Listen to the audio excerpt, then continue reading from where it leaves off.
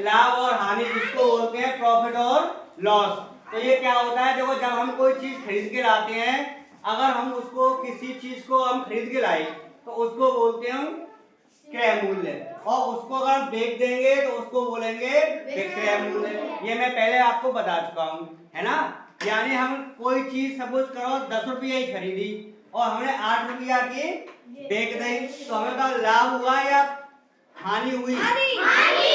यानी हमने 10 रुपए की कोई चीज हमने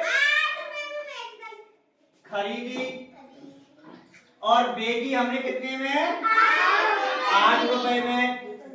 तो बताओ हानि होगी या लाभ? हानि। तो हानि कितने की हुई? 2 रुपए की।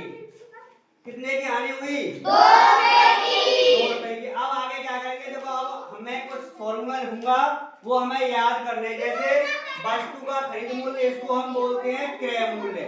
जिस चीज को हम खरीदते हैं उसको बोलते हैं क्रय मूल्य।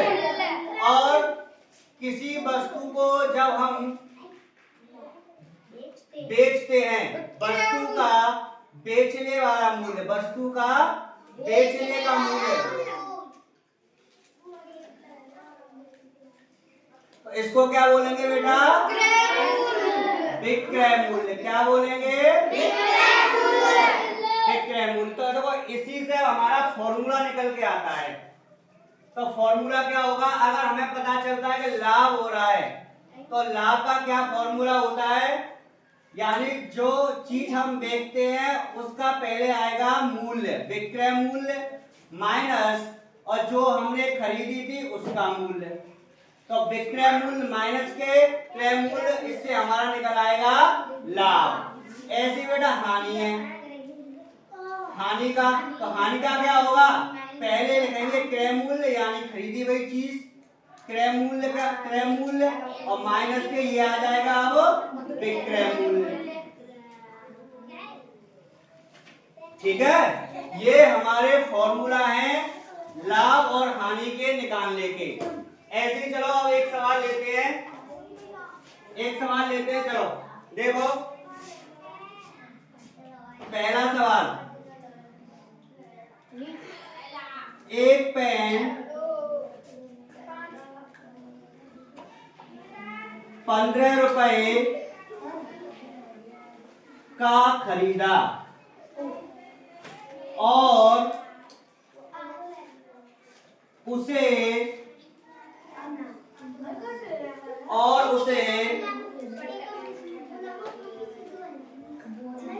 10 रुपए में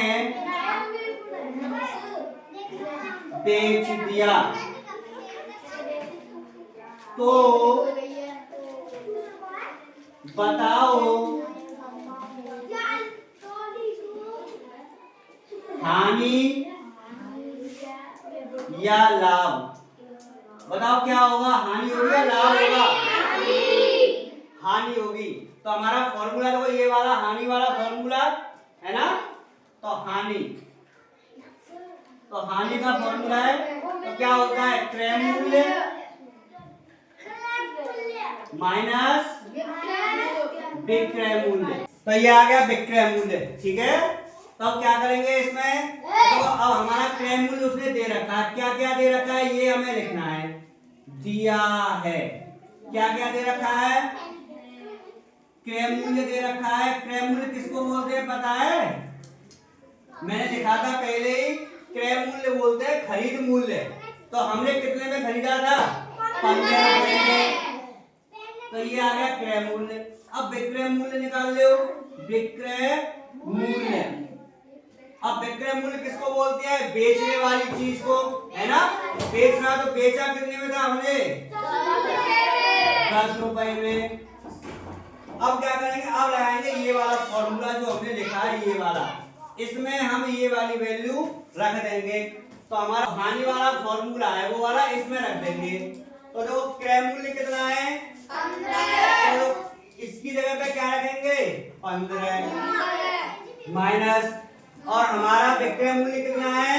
10। तो ये विक्रय मूल्य इसकी जगह पे क्या रख देंगे? 10। अब इसको घटा दें, कितना बचा? तो हमें हानि कितने की हुई? हमें हानि हुई 5 रुपए की। यानी जो हमने एक पेन खरीदा था और उसको 10 में बेच दिया तो हमें लाभ हो गया। यानी पहली बात तो ये हमें क्या हुई? हानि। अब कितने की हुई? 5 रुपए की। समझ में आया सवाल? Yes sir. बस ऐसे ही करते हैं इन सवालों को, करके दिखाओ मुझे। चलो सवाल लेते हैं जो हमने सवाल बोर्ड पर लिख रखा है। राजू ने 5000 रुपए की एक मेज खरीदी। कुछ दिनों बाद उसने अपनी उसी मेज को 8000 रुपए में बेच दिया। तो बताओ राजू को लाभ होगा या हानि, और कितने रुपए की होगी? ठीक है, तो इसको करते हैं। पहले तो क्या क्या दे रखा है उसको लिखते हैं पहले तो, है ना। तो क्या क्या दे रखा है उसने? मेज का मूल्य। कौन सा मूल्य? क्रय मूल्य। जो खरीदी है उसका मूल्य। कितने रुपए में खरीदी है? 5000 रुपए में। कितने में खरीदी? 5000 में। अब मेज का विक्रय मूल्य यानी बेचने वाला मूल्य, मेज का विक्रय मूल्य कितने रुपए है? 8000 रुपए। अगर हम इसको देखें तो क्या होगा? विक्रय मूल्य ज्यादा है क्रय मूल्य से। विक्रय मूल्य ज्यादा है क्रय मूल्य से। कितना है? जब विक्रय मूल्य ज्यादा होगा क्रय मूल्य से तो हमें क्या होगा? लाभ। क्या होगा? लाभ होगा। और लाभ का क्या फॉर्मूला है जो मैंने अभी थोड़ी देर पहले बताया था तुमको। तो लाभ बराबर क्या होता है फॉर्मूला? लाभ बराबर विक्रय मूल्य माइनस के क्रय मूल्य। ये मैंने अभी फॉर्मूला सबको लिखवाया है अभी, है ना, थोड़ी देर पहले। तो विक्रय मूल्य कितना दे रखा है? 8000 माइनस, और क्रय मूल्य कितना है? 5000। कितना है? 5000। अब इसमें से हम इसको घटा देंगे तो क्या होगा? कितने बचेंगे? 3000 रुपए। और यही हमारा इस सवाल का उत्तर है। और क्या होगा? ये 3000 रुपए का हमें क्या होगा? लाभ होगा राजू को। और इस तरह से हम लाभ और हानि के सवाल आराम से कर सकते हैं। ठीक है।